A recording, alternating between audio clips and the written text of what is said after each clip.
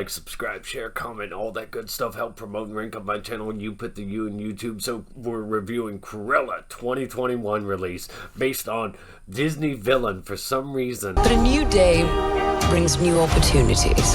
A standalone film based on it. But hey, it worked with Joker, so why not? When you cross a mentally ill loner with a society that abandons him and treats him like trash! A prequel to the feature film 101 Dalmatians. Well, like, subscribe, share, comment, all that good stuff. Help promote and rank up my channel and you put the U in YouTube. So we're reviewing Cruella 2021 release based on... It stars Emma Stone, Emma Thompson, and Joel Fry. I'm gonna mostly avoid spoilers and just give you a quick rundown of what the film has to offer. So let's get to it. A psycho. So the positives on this one, it has amazing performances and all the characters translate pretty well from animation to live action. It's more enjoyable than I would have thought story-wise and acting-wise. It's really top-notch. It has great directing, dazzling wardrobes, interesting grifts and references to the 101 Dalmatians.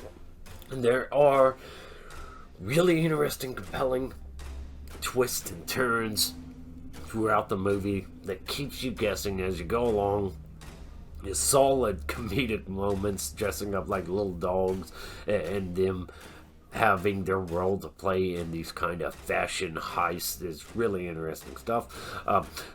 And there's a lot of licensed music in here. Excellent sets. This has a sense of style to it, and it should, since it's the equivalent. It centers around a fashion war. This film is packed with references to the 101 Dalmatians, but it probably shouldn't be based on the character that it is. Let's get to the negatives. But I wasn't for everyone. Negatives on this film, it would be really great if it was just like an isolated standalone film that wasn't connected to anything else. But because it's based on Disney villain Cruella de Vil, it's a very weird film. And it makes it... Going into this thing, you're like, what? Who's going to be the target audience for this film? You would think it's kids, since Cruella de Vil stems from 101 Dalmatians and all those animated films, and they even did that like live action film. You would think that this is meant for kids, but it's not really meant for kids. Maybe more like preteens or teens. And even then, it's a little bit weird because this character, again, comes from a family film where she's the villain. But in here, they kind of try to make her more of a misunderstood hero. This film forces in tie-ins from the 101 Dalmatians, why she hates Dalmatians, or does she? Because it goes back and forth all the time in this film.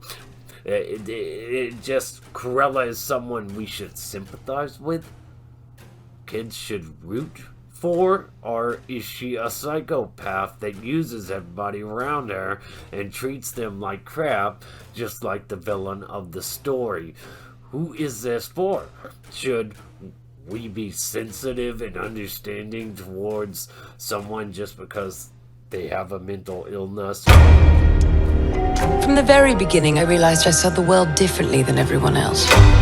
Or just be real and say, this is an irredeemable bitch.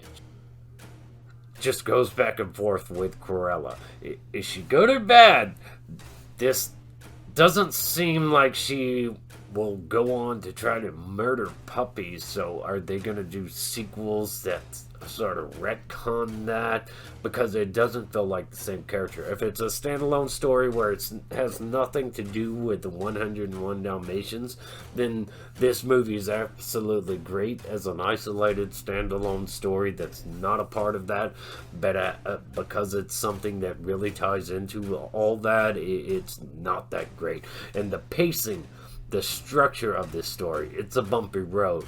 It kind of goes in circles with kind of a little bit too much of the fashion heist stuff. It's kind of undecided, much like it is with Cruella. Is she a villain or is she not? Is she now a superhero or some kind of anti-hero?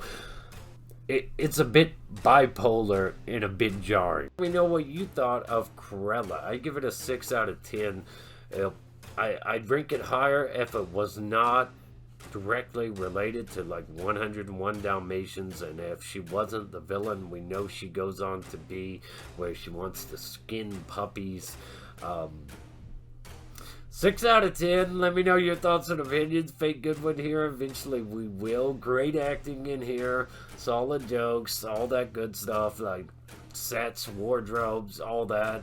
Everything was pretty solid, except for the baffling thing that this is based on such an iconic villain that is monstrous, and they're trying to paint her as a misunderstood hero here. Let me know your thoughts and opinions. Stay awesome.